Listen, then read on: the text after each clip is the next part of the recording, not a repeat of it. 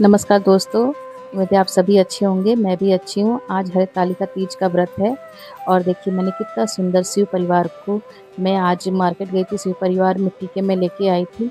और घर पे भी हम मिट्टी से बना सकते हैं, पर मार्केट में आजकल बने बनाए पूरा शिव परिवार मिल रहा है, तो मैंने कहा वहाँ से ले लेती हूँ और हमारा थोड़ा सा टाइम भी बच जाएगा। और फिर मैं घर पे लाके और अच्छे से केले के पत्ते के ऊपर और आसन लगा कर इनको विराजमान किया है। और देख रहे हैं आप जैसा कि स्क्रीन पे कि मैंने उसे गुलाब का फूल और गेंदे के फूल से अच्छे से सजा रही हूँ कि हम जिससे अपनी पूजा की शुरुआत कर सकें। और मेरा बहुत मन लगता है इन सब चीज़ों में कि मैं जब भी कोई तीज त्यौहार होता है पूरे मन श्रद्धा से मैं पूरी तैयारियों में जुट जाती हूँ। और मैंने पूरा श्रृंगार का सामान जो माँ पार्वती को चढ़ाते हैं सब कुछ मैं मार्केट से लेकर आई थी। देखिए शिव परिवार कितना सुंदर लग रहा है। ये मैंने टोकरी देखिए, ये मैंने टोकरी सजाई है। कहते हैं कि इसमें बाँस की टोकरी में ही श्रृंगार का सामान और फल फ्रूट जो भी हमको माँ पार्वती को अर्पित करना होता है वो हम चढ़ाते हैं अपने हाथों से माता को। कि कहते हैं श्रृंगार का सामान चढ़ाना बहुत ही ज़रूरी होता है। और आप बताइएगा कमेंट करके कि मैं कैसी लग रही हूँ, मेरा ये गेटअप कैसा लग रहा है। और देखिए अब हम शिव परिवार कितने सुंदर लग रहे हैं। मुझे इतना मतलब इतना सुंदर लगा ना, मैं बहुत ही सरप्राइज हो गई कि मैंने कभी ऐसा देखा नहीं था कि शिव परिवार ऐसे पूरी मूर्ति बन के मिलती है। फर्स्ट टाइम मैंने यहाँ पे लखनऊ में देखा। मैं बहुत दिन से बाहर रह रही थी, लखनऊ के मतलब दूर रहती थी, जम्मू में रहती थी, तो वहाँ पे मैंने इस तरह की मूर्ति वगैरह पूजा पे नहीं देखा था। इस बार जब मैं बाज़ार में गई, पूरे बाज़ार सजे हुए थे, इतना सुंदर लग रहा था। और फिर मैंने अपनी गई और मैं अपने पसंद की चीज़ें मैं बाज़ार से लेकर आई। और देखिए कितना सुंदर मैं शिव परिवार लेकर आई हूँ। और इनके लिए मैंने गार्डन से फूल है, धूप है और बेल पत्तर वगैरह सब कुछ लेकर आई थी, भांग-वांग जो भी मार्केट में जो भी उपलब्ध था और मेरे गार्डन से जो भी चीज़ अरेंज हो पाई है, मैं सारा कुछ लेकर आई। और ये आंटी हमारे पड़ोस में रहती हैं, ये आंटी भी आ गई थी मेरी मदद करने के लिए। उन्होंने कहा बिटिया आप अकेले हो, चलो मैं आपकी पूजा में मदद करवा देती हूँ।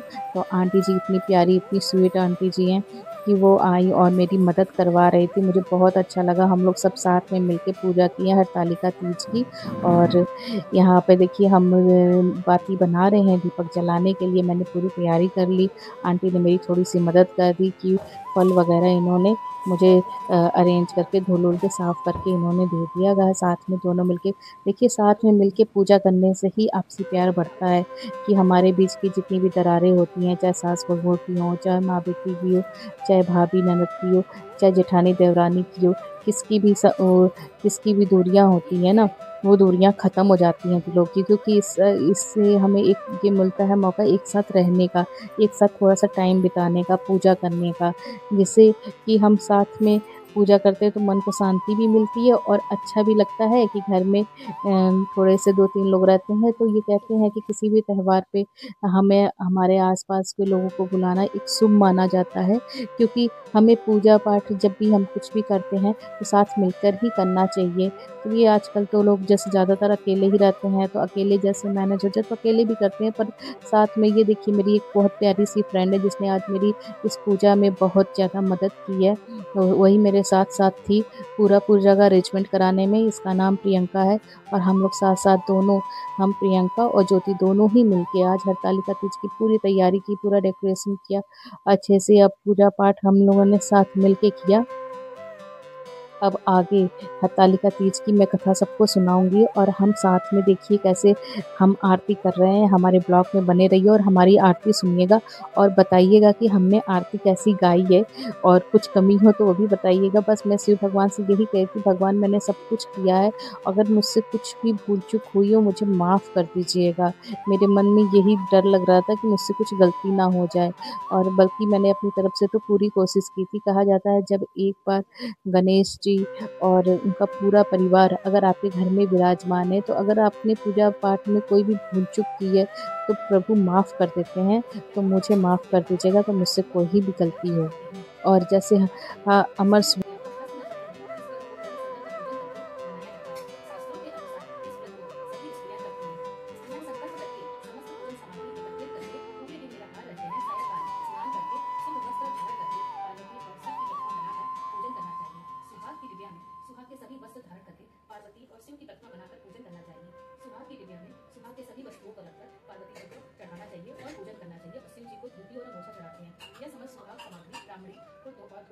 ब्राह्मण को देते हैं। फिर 13 प्रकार के मीठे व्यंजन बनाकर उस पर 1 रुपए रखकर कंगना निकालकर सास को चरण स्पर्श करते हैं।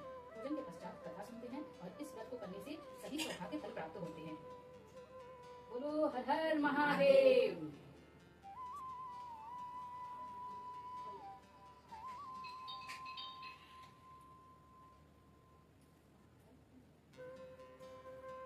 श्री परम पावन भूमि कैलाश पर्वत पर विशाल वट वृक्ष के नीचे भगवान श्री पार्वती सभी गणों के सहित बागंबर पर विराजमान थे। बलवान वीरभद्र, भिंगी, नंदी आदि अपने अपने पदों पर सदा शिव के दरबार की शोभा बढ़ा रहे थे। गंध, वगड़, किन्नर, ऋषि हर भगवान की विविधा अन्य छंदों में, स्तुति गान, स्वर आलापों में आलापों से वाद्यों में संलग्न थे। सभी शुभ अवसर पर महारानी पार्वती जी ने भगवान शिव से दोनों हाथ जोड़कर प्रश्न किया, हे महेश्वर, मेरे बड़े सौभाग्य हैं जो मैंने आप सरीखे अर्धांगिनी पति को वर किया। क्या मैं जान सकती हूँ कि मैंने वह कौन सा पुण्य अर्जन किया? आप अंतर्यामी हैं, मुझ दासी को वर्णन करके बताने की कृपा करें। महारानी पार्वती जी की ऐसी प्रार्थना सुनने पर शिव जी बोले,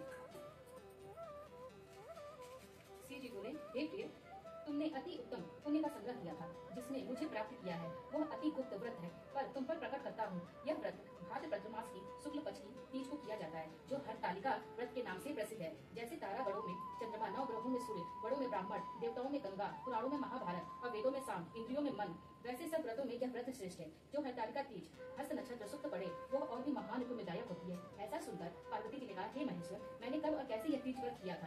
विस्तार के साथ स्वर्ण करने की इच्छा है। इतना सुन भगवान शंकर बोले, भाग्यवान उमा, भारतवर्ष के उत्तर में हिमालय श्रेष्ठ पर्वत है। उसके राजा का नाम हिमांचल है। वहाँ तुम भागवती रानी मैना से पैदा हुई थी। तुमने बाल्यकाल से ही मेरी आराधना करना आरंभ कर दिया। कुछ उम्र बढ़ने पर तुमने हिमालय की दुर्गम गुफाओं में जाकर सहेली सहित मुझे पाने हेतु तप आरंभ किया। तुमने ग्रीष्म ऋतु में बाहर चट्टानों पर आसन लगाकर तप किया, वर्षा ऋतु में बाहर पानी में तप किया, हिम ऋतु में पानी में खड़े होकर मेरे ध्यान में संलग्न रही। इस प्रकार 6 ऋतुओं में तपस्या करने पर भी जब मेरे दर्शन न मिले तब तुमने ऊर्ध्वमुख होकर केवल वायु सेवन किया, फिर वृक्षों के सूखे पत्ते खाकर इस शरीर को छिड़ किया। ऐसी तपस्या में दीन देखकर महाराज हिमांचल को अति चिंता हुई और तुम्हारे विवाह हेतु चिंता करने लगे। इसी शुभ अवसर पर देवर्षि नारद जी उपस्थित हुए। राजा ने अति हर्ष के साथ नारद जी का स्वागत पूजन किया और उपस्थित होने का कारण जानने के इच्छुक हुए। नारद जी ने कहा, राजन, मुझे भगवान विष्णु ने भेजा है। मैं चाहता हूँ कि आपकी सुंदर कन्या को योग वर प्राप्त हो, इसलिए वैकुंठ निवासी शेष साई भगवान ने आपकी कन्या का वर स्वीकार किया है। क्या आपको स्वीकार है? राजा हिमांचल ने कहा, महाराज, मेरा सौभाग्य है जो मेरी कन्या को विष्णु जी ने स्वीकार किया और मैं अस्वस्थ ही उन्हें अपनी कन्या उमा का कन्यादान करूंगा। यह सुनिश्चित हो जाने पर नारद जी बैकुंठ पहुंचकर श्री विष्णु भगवान से पार्वती जी के विवाह का पुण्य सुनाया। इधर महाराज हिमांचल के वन में पहुंचकर पार्वती जी को भगवान विष्णु के साथ विवाह होने का निश्चय सुनाया। ऐसा सुनते ही पार्वती जी को महान दुख हुआ। उस दुख से तुम विहल होकर अपनी सखी के पास पहुंचकर विलाप करने लगी। तुम्हारा विलाप देख सखी ने तुम्हारी इच्छा जानकर कहा, देवी, मैं तुम्हें ऐसी गुफा में तपस्या के लिए ले चलूंगी जहाँ महाराज हिमांचल तुम्हें ढूंढ भी ना सकेंगे। ऐसा कर सहेली उमा सहित हिमालय की गहन गुफा में विलीन हो गई। तब महाराज हिमांचल घबराकर पार्वती जी को ढूंढते हुए विलाप करने लगे कि मैंने विष्णु जी को वचन दिया था, वो कैसे भूल होगा? ऐसा होगा तो मूर्छित हो गए। तब सभी वासियों को साथ लेकर उन्हें को महाराज ने बड़ा अड़पट ऐसी चिंता करके, या मेरी कन्या को कोई व्याध खा गया या सच में डस गया या कोई राक्षस हर गया। उस समय तुम अपनी सहेली के साथ ही गहन गुफा में पहुंच बिना जल अन्न के मेरे व्रत को आरंभ करके नदी की बालू का लिंग स्थापित कर विभिन्न और पुष्प फूलों से पूजन करने लगी। उसी दिन भाद्र मास की तृतीया शुक्ल पक्ष हस्त नक्षत्र युक्त प्राप्त थी। तुम्हारे द्वारा की गई मेरी पूजा के फलस्वरूप से मेरा सिंहासन हिल उठा और मैंने तुम्हें दर्शन दिया और तुमसे कहा, देवी, मैं तुम्हारे व्रत और पूजन से अति प्रसन्न हूँ। तुम अपनी कामना का मुझसे वर्णन करो। इतना सुन तुमने लज्जित भाव से प्रार्थना की। आप अंतर्यामी हैं, मेरे मन के भाव आपसे छुपे नहीं हैं। आपको पति रूप में चाहती हूँ। इतना सुनकर मैं तुमसे इच्छित पूर्ण वरदान देकर अंतर ध्यान हो गया। इसके बाद तुम्हारे पिता हिमांचल मंत्रियों सहित ढूंढते ढूंढते नदी तट पर मारे शोक के मूर्छित होकर गिर पड़े। उसी समय तुम अपनी सहेली के साथ मेरी बालू की मूर्ति विसर्जन करने हेतु नदी तट पर पहुंची। उसी समय तुम्हारे नगर निवासी मंत्रीगण सहित हिमांचल तुम्हारे दर्शन कर अति प्रसन्न हुए और लिपट लिपट कर रोने लगे। बोले, उमा, तुम इस भयंकर वन में कैसी चली आई जो अति भयानक है, जहाँ सिंह, व्याघ्र, जहरीले भयंकर सर्पों का निवास है, जहाँ मनुष्य के प्राण संकट में पड़ सकते हैं। इससे हे पुत्री, इस भयंकर वन को त्याग कर अपने गृह को प्रस्थान करो। पिता के ऐसा कहने पर तुमने कहा, पिताजी, मेरा विवाह तुमने भगवान विष्णु के साथ स्वीकार कर लिया है, इसलिए मैं इसी वन में रहकर अपने प्राण विसर्जन करूंगी। ऐसा सुनकर महाराज हिमांचल अति दुखी हुए और बोले, प्यारी पुत्री, तुम शोक मत करो, मैं तुम्हारा विवाह कदापि भगवान विष्णु के साथ नहीं कराऊंगा। तुम्हारा अभीष्ट वर जो तुम्हें प्राप्त है, उन्हीं सदाशिव के साथ तुम्हारा विवाह कराऊंगा। पुत्री, तुम मेरे पर अति प्रसन्न हो। तब तुम सहेली के साथ नगर में उपस्थित होकर अपनी माता सहेलियों से मिली। कुछ समय बाद शुभ मुहूर्त में तुम्हारा विवाह वेद विधि के साथ महाराज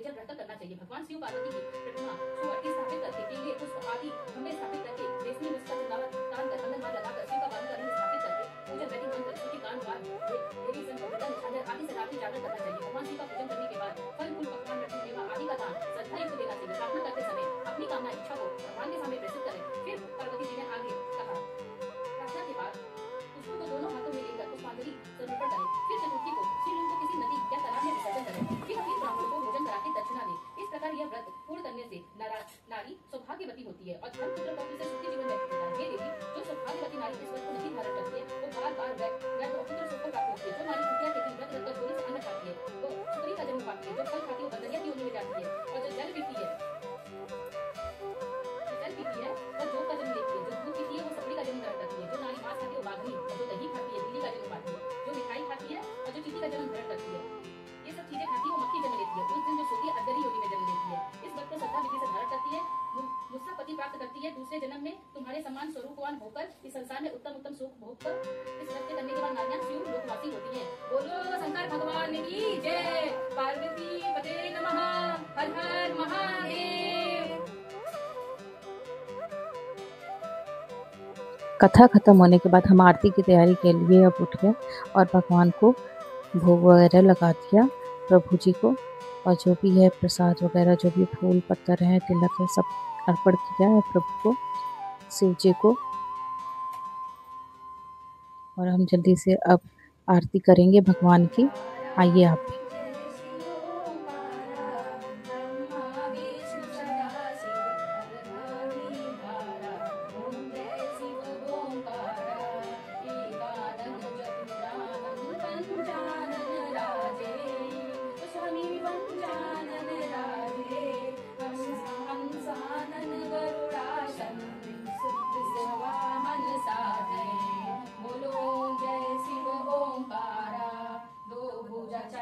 चतुर्भुज दस भुज अति सोहे, ओ स्वामी दस भुज अति सोहे। त्रिगुण रूप निखरते, त्रिगुण रूप निखरते, त्रिभुवन जन मोहे। बोलो जय शिव ओंकारा। अक्षमाला वनमाला मुंडमाला धारी, ओ स्वामी मुंडमाला धारी। चंदन भृंगमद सोहे, चंदन भृंगमद सोहे, भले शुभकारी। बोलो जय शिव ओंकारा। श्वेतांबर पीतांबर बाघंबर अंगे, स्वामी बाघंबर अंगे। सनकादिक ब्रह्मादिक भूतादिक संगे। बोलो जय शिव ओंकारा। करके कमंडल चक्र त्रिशूल धरता, स्वामी चक्र त्रिशूल धरता। जगपालन करता, जगपालन करता। जय शिव ओंकारा। ब्रह्मा विष्णु सदाशिव जानत विवेका, स्वामी जानत विवेका। कड़वाक्षर में शोभित, कड़वाक्षर में शोभित, के तीनों एका। बोलो जय शिव ओंकारा। स्वामी जी की आरती जो कोई नर गावे, स्वामी जो कोई नर गावे। कहत शिवानंद स्वामी, कहत शिवानंद स्वामी, सुख संपत्ति पावे। बोलो जय शिव ओंकारा। ओम जय जगदीश हरे, स्वामी जय जगदीश हरे। भक्त जनों के संकट, भक्त जनों के संकट क्षण में दूर करे। बोलो जय शिव जय जगदीश हरे। जो ध्यावे फल पावे, दुख विनशे मन का, स्वामी दुख विनशे मन का। सुख संपत्ति घर आवे, सुख संपत्ति घर आवे, कष्ट मिटे तन का। ओम जय जगदीश हरे। माता पिता तुम मेरे शरण गम में विसरी, स्वामी शरण गम में विसरी। तुम बिन और न दूजा, तुम बिन और न दूजा, आस करूं मैं जिसकी। जय जगदीश हरे। तुम पूरन परमात्मा, तुम अंतर्यामी, स्वामी तुम अंतर्यामी। पार ब्रह्म परमेश्वर तुम सबके स्वामी। ओम जय जगदीश हरे, तुम करुणा के सागर, तुम पालन करता स्वामी, तुम पालन करता। मैं मूर्ख कुलगामी, मैं मूर्ख कुलगामी, कृपा करो भरता। ओम जय जगदीश हरे, तुम हो एक अगोचर, सबके प्राणपति स्वामी, सबके प्राणपति। किस विधि मिलूं दया में, किस विधि मिलूं दया में, मैं तुमको कुमति। ओम जय जगदीश हरे, दीन बंधु दुख भरता स्वामी, तुम रक्षक मेरे स्वामी, तुम रक्षक मेरे। करुणा हस्त उठाओ, करुणा हस्त उठाओ, द्वार पड़ा तेरे। ओम जय जगदीश हरे, विषय विकार मिटाओ, पाप हरो देवा स्वामी, पाप हरो देवा। श्रद्धा भक्ति बढ़ाओ, श्रद्धा भक्ति बढ़ाओ, संतन की सेवा। ओम जय जगदीश हरे, तन मन धन सब कुछ है तेरा, तेरा तुझको अर्पण क्या लागे मेरा। ओम जय जगदीश हरे, जो जगदीश की आरती गावे, कहत शिवानंद स्वामी, मन वांछित फल पावे। ओम जय जगदीश हरे, बोलो शंकर भगवान की जय, गणेश भगवान की जय, पार्वती मैया की जय। गाय आरती करने के बाद मैंने पूरे घर में आरती दिखाई। पहले भगवान को दिखाया, भगवान को दिखाने के बाद फिर मैंने पूरे घर में पहले आरती दिखाई और इन लोगों को भी कहा कि आप लोग भी सब लोग आरती दिखा लो। हमने सब मिलके आरती की। इतनी अच्छी, इतना सुंदर गान किया आरती का। आप सभी कमेंट करके बताना कि आरती आपको कैसी लगी। और मैंने अपने पूरे घर में पहले आरती, मैंने कहा फर्स्ट है आरती करने के बाद सबसे पहले आप घर में आरती दिखाइए भगवान को। फिर मैंने आंटी जी को प्रसाद दिया, उनसे आशीर्वाद लिया कि मेरा सुहाग सलामत रहे। कहते हैं कि किसी भी पूजा में एक वृद्ध माता का होना बहुत ज़रूरी होता है। नहीं है तो कोई बात नहीं, पर अगर हमारे सामने है और हम उन्हें जानते हैं तो हम उन्हें बुला सकते हैं। नहीं तो सासू माँ है घर में, हम उनको बैठा के भी कहानी सुना सकते हैं, साथ में पूजा कर सकते हैं। और मैंने इन्हें भी, अपनी सहेली को भी प्रसाद दिया। और मेरा बच्चा आ गया, उससे लगा मम्मा आज पता नहीं किस चीज़ की पूजा कर रही है, उससे भी मैंने आशीर्वाद दिया, आरती किया। और बेटी को उठाया, बेटी तो परेशान हो गई थी, बेटी को उठाया कि बेटा आप भी आरती दे दो। ये तो आ गई, मतलब मुझे थोड़ा सा लेट हो गया था पूजा में, तो पढ़ाई कर रही थी तो थोड़ा सा परेशान हो गई थी।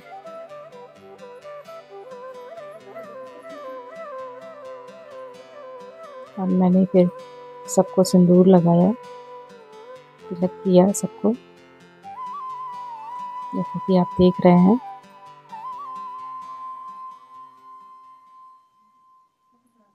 मैंने आंटी को भी लगाया। ये आंटी उरई जिला से आई हुई थी। उरई जिला झांसी के पास पड़ता है। मुझे नहीं पता था कि इतना अच्छा मेरा मतलब व्रत त्यौहार पूजा इतनी अच्छी हो जाएगी। कहते हैं भगवान, अगर आप चाव रखो ना, भगवान उसे ज़रूर पूरा करते हैं। तो मेरी दोस्त ने भी मेरा आशीर्वाद लिया, मैंने भी उसे आशीर्वाद दिया कि आप सदा सुहागन रहो। मैंने भगवान जी से कृपा बनाए रखने की कामना की कि जो भी भक्त हमारे वीडियो को देख रहा है उन सबकी इच्छाएं पूरी करे और माताओं बहनों का सुहाग सलामत रखे। वीडियो लाइक और कमेंट करके ज़रूर बताइएगा कि ये वीडियो आपको कैसी लगी, हमारे घर की पूजा कैसी। ये आंटी हमारी उरई जिला से आई हुई हैं, ये कुछ बताना चाह रही हैं। आंटी बताओ ना कि हमारे वहाँ ऐसे चलते हैं, कैसे चलते हैं? घूंघट काट के ऐसे चलते हैं।